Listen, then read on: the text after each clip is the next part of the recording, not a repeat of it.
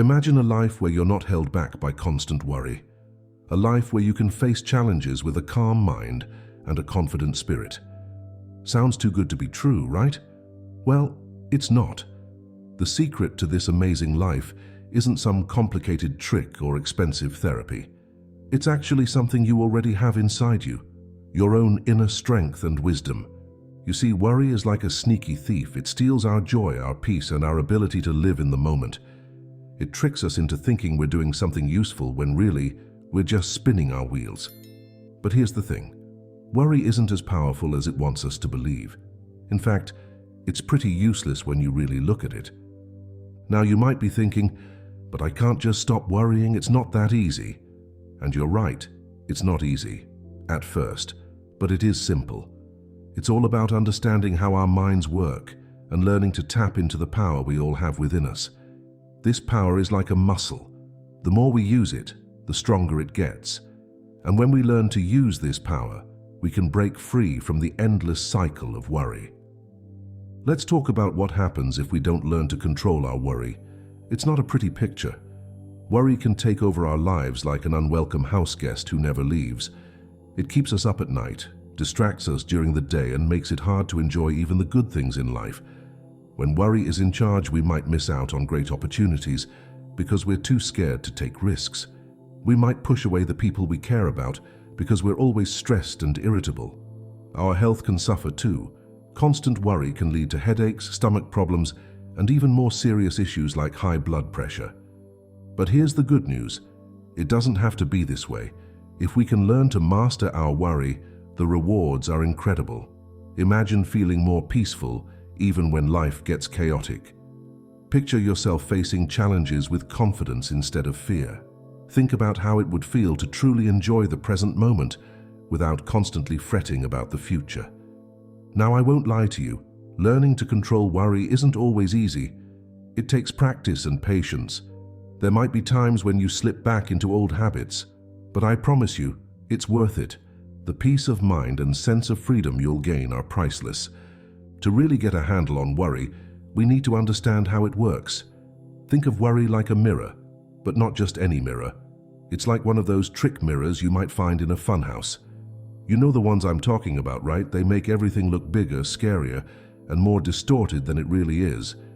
When we worry, our minds are holding up this trick mirror to our fears. Whatever we're afraid of looks huge and overwhelming in this mirror.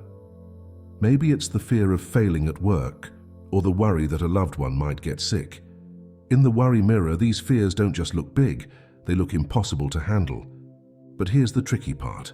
The more we look into this mirror, the more things we find to worry about. It's like the mirror is creating new fears out of thin air. We start worrying about things that might never happen, or things we can't control. Before we know it, we're caught in a cycle of worry that feels like it never ends. This cycle feeds itself. The more we worry, the more reasons our mind finds to worry. It's like our brain is saying, hey, worrying must be really important because we're doing so much of it. Let's find more things to worry about. And so the cycle continues. But remember, just like a funhouse mirror doesn't show the truth, neither does worry. The things we worry about are almost never as bad as we imagine them to be. And even when tough things do happen, we're usually much more capable of handling them than we give ourselves credit for. Understanding this mirror of worry is the first step in breaking free from it. Once we see worry for what it really is, a distorted reflection of our fears, we can start to look past it. We can begin to see the truth, that we have the strength and ability to handle whatever comes our way. In the next part of our journey, we'll explore some practical ways to step away from this mirror of worry. We'll learn how to see things as they really are, not as our worried mind imagines them to be. It's not about ignoring our problems or pretending everything is perfect. It's about seeing clearly and responding wisely, instead of getting caught up in the cycle of worry. Remember, every time you choose not to get lost in worry, you're building your inner strength. You're teaching your mind that you don't need that trick mirror anymore. And bit by bit, you'll find yourself living with more peace, more confidence, and more joy. Now let's dive deeper into how we can start to break free from worry's grip. It all begins with something simple yet powerful: awareness. Awareness is like turning on a light in a dark room. When we're caught up in worry, it's like we're stumbling around in the dark, bumping into fears and anxieties at every turn. But when we bring awareness to our worry, suddenly we can see what's really there, and often it's not as scary as we thought. So how do we practice awareness when it comes to worry? It starts with simply noticing. Throughout your day, try to catch yourself when you're worrying. It might be helpful to imagine you're a scientist, observing your own thoughts with curiosity rather than judgment. When you notice you're worrying, take a moment to pause. Ask yourself, what am I worrying about right now? Sometimes just naming the worry can take away some of its power. It's like turning to face the monster under the bed and realizing it's just a shadow. Next, ask yourself this important question: is this worry helping me? This might seem odd at first. After all, we often think worry is protecting us or preparing us for the worst. But most of the time, worry isn't actually doing anything useful. It's just making us feel bad without changing the situation. For example, let's say you're worrying about a presentation you have to give next week. Is the worry helping you prepare? Or is it just making you feel anxious and distracted? If it's not helping, that's okay. Now you know, and you can choose to focus on something more useful, like practicing your presentation or taking some deep breaths to calm yourself. This practice of noticing and questioning our worries takes time to develop. At first, you might only catch yourself worrying once or twice a day, but the more you practice, the better you'll get at it. Eventually, you'll start noticing worry as soon as it starts, before it has a chance to take over your thoughts. Remember, the goal isn't to never worry. Worry is a normal part of being human. The goal is to be aware of our worry so we can choose how to respond to it rather than letting it control us. As you practice awareness, you might notice some interesting things. You might realize that a lot of your worries are about things that never actually happen, or you might see that even when the things you worry about do happen, you handle them much better than you thought you would. This awareness can be incredibly freeing. It's like finally seeing through the illusion of a magic trick. Once you understand how worry works, it loses some of its power over you. But awareness is just the first step. Once we can see our worry clearly, we need to learn how to shift our focus away from it. And that's where our next powerful tool comes in: learning to focus on the present moment. Have you ever noticed that most of our worries are about the future? We worry about things that might happen tomorrow, next week, or even years from now. But here's the interesting thing. Right now, in this present moment, everything is usually okay. This is why learning to focus on the present moment is such a powerful way to break free from worry. The present moment is like a little island of calm in the stormy sea of our thoughts. When we're fully present, there's no room for worry about the future or regret about the past. So how do we learn to focus on the present moment? It's actually something we can practice anytime, anywhere. Here's a simple way to start. Take a deep breath. As you breathe in, notice the feeling of the air filling your lungs. As you breathe out, feel the tension leaving your body. Now look around you. What do you see? What do you hear? What can you feel? The texture of your clothes, the temperature of the air on your skin. This simple act of noticing what's happening right now can instantly pull you out of worried thoughts about the future. It's like changing the channel on a TV. You're switching from the worry channel to the present moment channel. At first, you might find your mind wandering back to worries pretty quickly. That's okay and totally normal. Each time you notice your mind has wandered, gently bring your attention back to the present. It's like training a puppy. You wouldn't get angry at a puppy for getting distracted. You just gently guide it back. Treat your mind the same way. The great thing about focusing on the present moment is that you can practice it anywhere. Stuck in traffic? Instead of worrying about being late, notice the colors of the cars around you, the feeling of your hands on the steering wheel. Waiting in line at the grocery store. Instead of worrying about all the things you need to do later, notice the sounds around you, the weight of your feet on the floor. As you practice this, you might start to notice something amazing. Life gets more vivid and interesting. When we're caught up in worry, we miss so much of what's happening around us. But when we're present, we start to notice little details and moments of beauty we might have missed before. This doesn't mean you'll never think about the future again. Planning and preparing for the future can be useful and important. The difference is that when you're grounded in the present, you can think about the future without getting lost in worry. You can make plans and take action from a place of calm clarity rather than anxious fretting. Remember, every time you bring your attention back to the present moment, you're building your present moment muscle. Over time, you'll find it easier and easier to stay present, even when worries try to pull you away. Now that we've explored the power of awareness and present moment focus, let's move on to another powerful tool for conquering worry: positive visualization.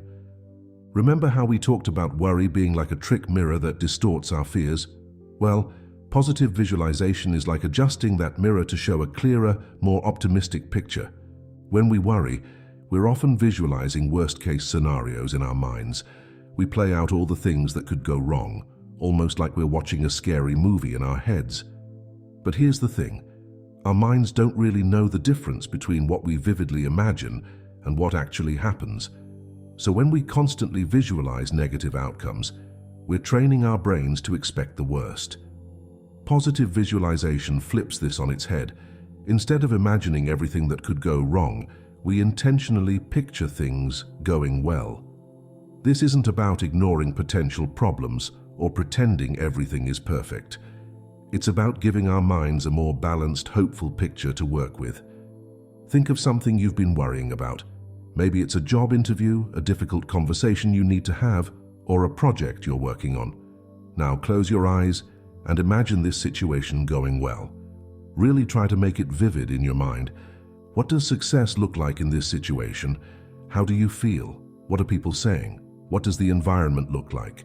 The more details you can add, the more powerful this visualization becomes.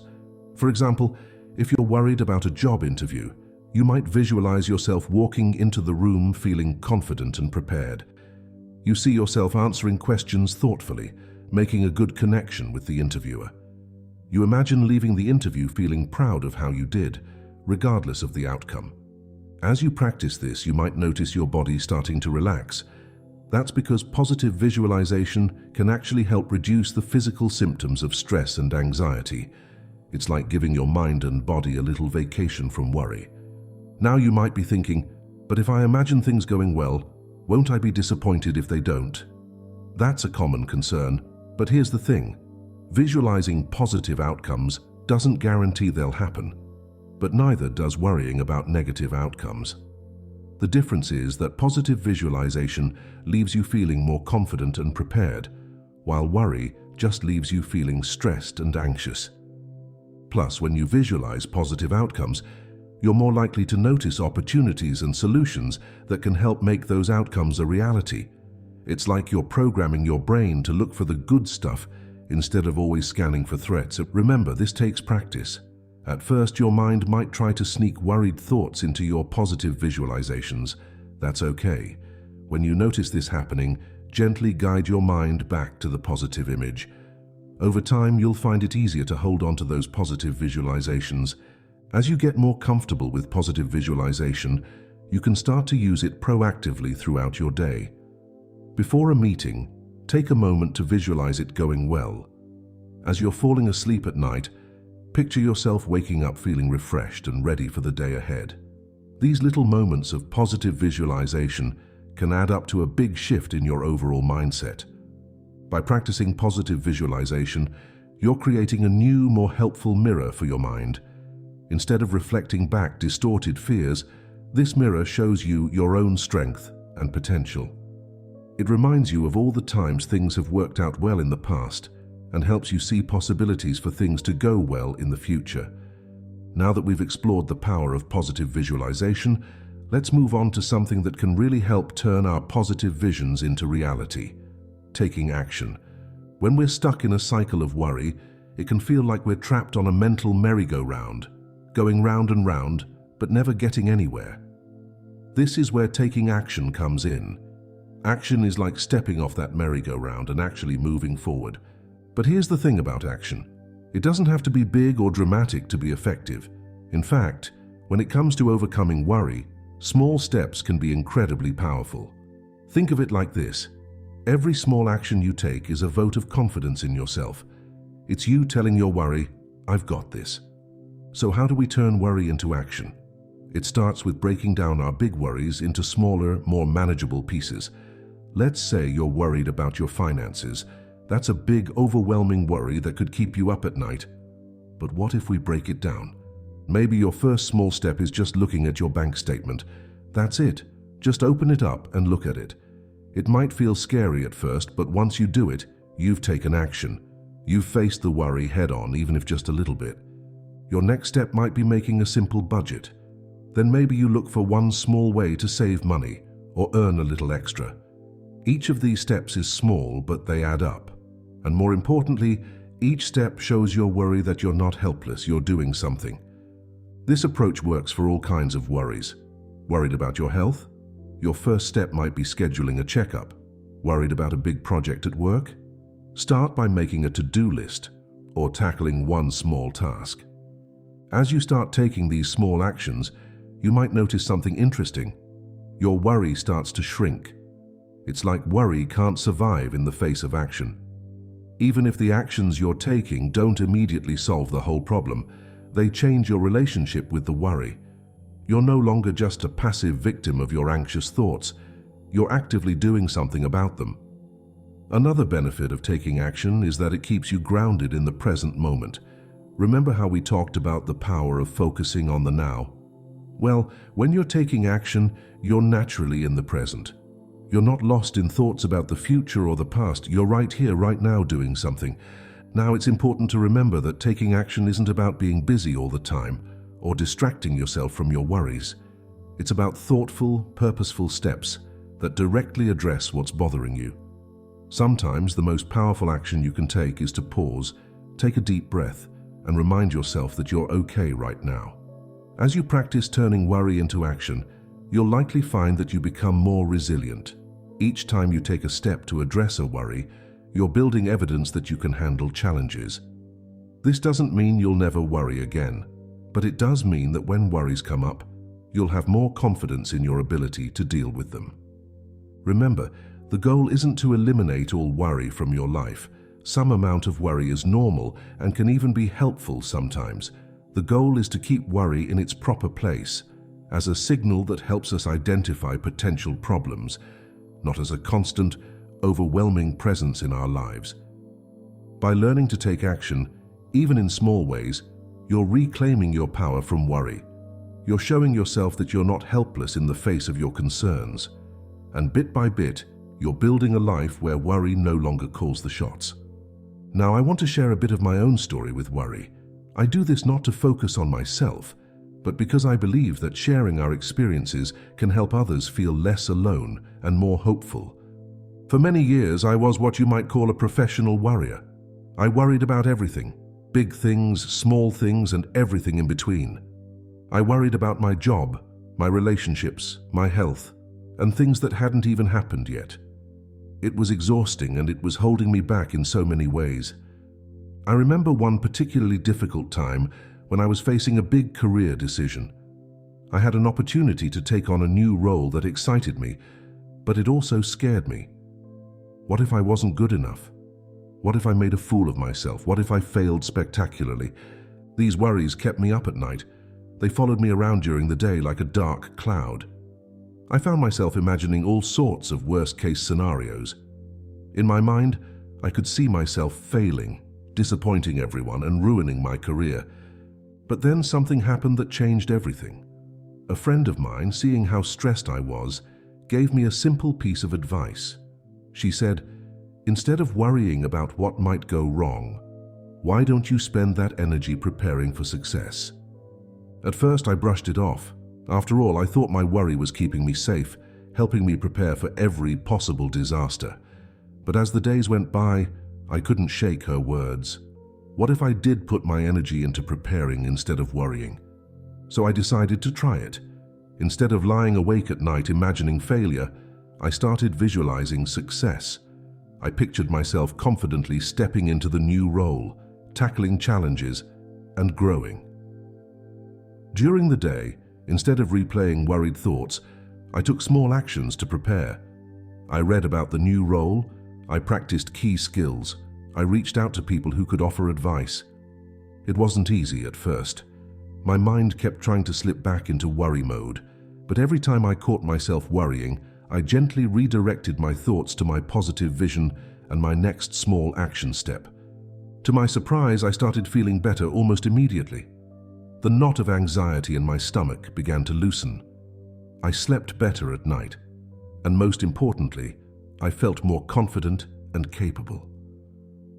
When the time came to start the new role, I won't say I was completely worry-free, but the worries were more like background noise than the main event.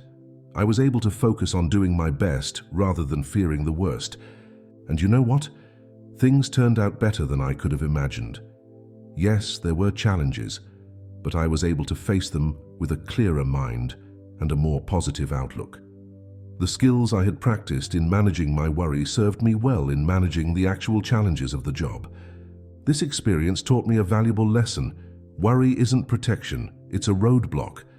By learning to redirect my mental energy from worry to positive action, I wasn't just solving a short-term problem, I was changing my entire approach to life's challenges. Now, I'm not saying I never worry anymore. Like everyone, I still have moments of anxiety and concern. But now I have tools to manage these feelings. I know how to recognize when I'm slipping into unproductive worry, and I know how to gently guide myself back to a more balanced, action-oriented mindset. My journey with worry has been a process of personal growth. It's taught me about my own strength and resilience. It's shown me that I'm capable of far more than my worried mind would have me believe. And most importantly, it's given me a sense of freedom and peace that I never thought possible when I was caught in the grip of constant worry. PR. Now that we've explored the nature of worry, the power of awareness, the importance of staying present, the impact of positive visualization, the effectiveness of taking action, and even a personal journey with worry, it's time to put all of this into practice. I want to share with you a practical exercise that you can start using right now to begin your own journey towards freedom from worry. This exercise is simple, but don't let that fool you, it's powerful. I call it the Worry to Action exercise, and it combines several of the principles we've discussed. Here's how it works. Pause and breathe. Whenever you notice yourself worrying, start by taking a deep breath. This simple act helps bring you into the present moment and creates a little space between you and your worried thoughts. Name the worry. What exactly are you worrying about? Try to put it into words. Sometimes just naming the worry can make it feel more manageable. Reality check. Ask yourself, is this something I can do anything about right now? This question helps separate productive concern from unproductive worry. If yes, take action. If there is something you can do, identify one small step you can take right away. Remember, it doesn't have to solve the whole problem. Just one small action is enough to start. If no, practice letting go. If there's nothing you can do right now, practice letting go of the worry. You might visualize the worry floating away like a balloon, or gently redirect your attention to something in your present environment. Positive visualization. Take a moment to visualize a positive outcome. What would it look like if things worked out well? Allow yourself to really feel the positive emotions associated with this outcome. Gratitude. End the exercise by thinking of one thing you're grateful for right now. This helps shift your mind from a state of lack, which often fuels worry, to a state of abundance. Let's walk through an example of how this might work in practice. Say you're worrying about an upcoming presentation at work. You notice the worry and take a deep breath. You name the worry. I'm worried that I'll mess up the presentation and look foolish in front of my colleagues. Reality check. Is there something you can do about this right now? Yes, there is. You decide to take one small action, reviewing your presentation notes for 15 minutes. After taking this action, you visualize the presentation going well. You see yourself speaking confidently, your colleagues nodding along and feeling proud of yourself afterwards. Finally, you think of something you're grateful for, perhaps the opportunity to share your ideas with your team. This entire process might take only a few minutes, but it can significantly shift your emotional state and your relationship with the worry. I encourage you to try this exercise whenever you notice yourself worrying. At first, you might only remember to do it once or twice a day. That's okay. Like any new habit, it takes practice. The more you do it, the more natural it will become. And remember, the goal isn't to never worry.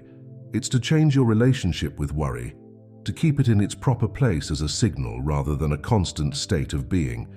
With practice, you'll likely find that you're spending less time trapped in cycles of worry and more time taking positive action and enjoying the present moment. This exercise is just a starting point. As you practice, you might find ways to adapt it that work better for you. Trust your own experience and intuition. You're the expert on your own mind, and you have the power to reshape your relationship with worry. Transforming your relationship with worry. As we've journeyed through understanding worry, learning techniques to manage it, and practicing new ways of thinking, we've been laying the groundwork for a profound transformation. This transformation isn't about eliminating worry entirely. That's not realistic or even desirable. Instead, it's about changing your relationship with worry, turning it from a controlling force in your life to a manageable, sometimes even useful part of your experience. Think of worry like an overprotective friend. This friend means well, always trying to keep you safe, but sometimes goes overboard, seeing danger where there isn't any. Instead of cutting this friend out of your life completely, you're learning to set healthy boundaries. You're learning to listen when the advice is helpful, but also to gently say, "Thanks, but I've got this," when the worrying becomes excessive. This new relationship with worry opens up so many possibilities. When you're not constantly drained by anxious thoughts, you have more energy for the things that really matter to you. You might find yourself more creative, more open to new experiences, and more present in your relationships. You may notice that you're more resilient in the face of challenges. Instead of being paralyzed by what-ifs, you're able to approach problems with a clearer mind and a more balanced perspective. This doesn't mean you'll never feel anxious or concerned. Those are normal human emotions. But you'll have the tools to manage these feelings effectively. Another beautiful aspect of this transformation is how it can ripple out into other areas of your life. As you become more skilled at managing worry, you might find that you're better able to handle other difficult emotions too. The awareness and mindfulness skills you've developed can be applied to managing anger, sadness, or frustration. Moreover, your transformed relationship with worry can positively impact your relationships with others. When you're less consumed by anxious thoughts, you're more available to connect deeply with the people in your life. You might find that you're a better listener, more patient and more understanding of others' struggles. Remember, this transformation is a journey, not a destination. There will be ups and downs along the way. Some days, managing worry will feel easy and natural. Other days, you might find yourself slipping back into old patterns. That's okay, it's all part of the process. The key is to approach yourself with kindness and patience, just as you would a good friend who's learning something new. As you continue on this journey, keep exploring and learning. There are many other techniques and approaches to managing worry that we haven't covered here. Mindfulness meditation, cognitive behavioral strategies, and even physical exercises like yoga can all be powerful tools in your worry management toolkit. Feel free to explore these and find what works best for you. Ultimately, transforming your relationship with worry is about reclaiming your power. It's about recognizing that while you can't control everything that happens in life, you can control how you respond to it. You're not at the mercy of your worries. You have the ability to choose where you focus your attention and energy. This newfound sense of empowerment can be truly liberating. Imagine waking up each day, feeling capable and confident, knowing that whatever challenges come your way, you have the tools to handle them. Imagine being able to fully enjoy the good moments in life without the constant shadow of worry dimming your joy. This is the gift you give yourself when you learn to manage worry effectively. It's a gift that keeps on giving, enriching your life in ways you might not even be able to imagine right now. As we come to the end of our exploration of worry and how to conquer it, I want to leave you with a few final thoughts. First, remember that change takes time. You've spent years, maybe even decades, with your current worry habits. It's going to take some time to create new, healthier patterns. Be patient with yourself. Celebrate small victories along the way. Every time you catch yourself worrying and choose to respond differently, that's a win. Second, practice self-compassion. There will be times when worry gets the better of you, and that's okay. It doesn't mean you failed or that this process isn't working. It just means you're human. Treat yourself with the same kindness and understanding you'd offer a good friend. Third, remember that you're not alone in this journey. Worry is a universal human experience. Sharing your struggles and successes with trusted friends or family members can provide valuable support and perspective. Consider joining a support group or working with a therapist if you feel you need additional guidance. Fourth, stay curious and keep learning. The strategies we've discussed here are just the beginning. There's a wealth of knowledge out there about managing worry and anxiety. Keep exploring, keep trying new things, and keep refining your approach based on what works best for you. Finally, and perhaps most importantly, believe in yourself. You have the strength and the capacity to change your relationship with worry. Every step you take, no matter how small, is moving you in the right direction. As you leave this video and go back to your day-to-day life, I encourage you to start small. Pick one strategy we've discussed, maybe the worry to action exercise, and commit to trying it out for the next week. Notice what happens. How do you feel? What changes do you observe? Remember, the goal isn't to never worry again, it's to put worry in its proper place, as a tool that sometimes helps us prepare for challenges, but not as the driving force in our lives. You're learning to turn down the volume on worry so you can hear the other, more joyful and peaceful parts of yourself more clearly. Your journey to a life less controlled by worry begins now with the very next breath you take. Take that breath, feel your feet on the ground, and know that you have everything you need within you to face whatever comes your way. Thank you for joining me on this exploration of worry and how to conquer it. I believe in you, and I'm excited for the more peaceful, more empowered life that awaits you as you put these principles into practice. Remember, every moment is a new opportunity to choose differently, to choose peace over worry, action over paralysis, and hope over fear. Your future self will thank you for the steps you're taking today. Here's to your journey of unlocking the power within and conquering the uselessness of worry. You've got this.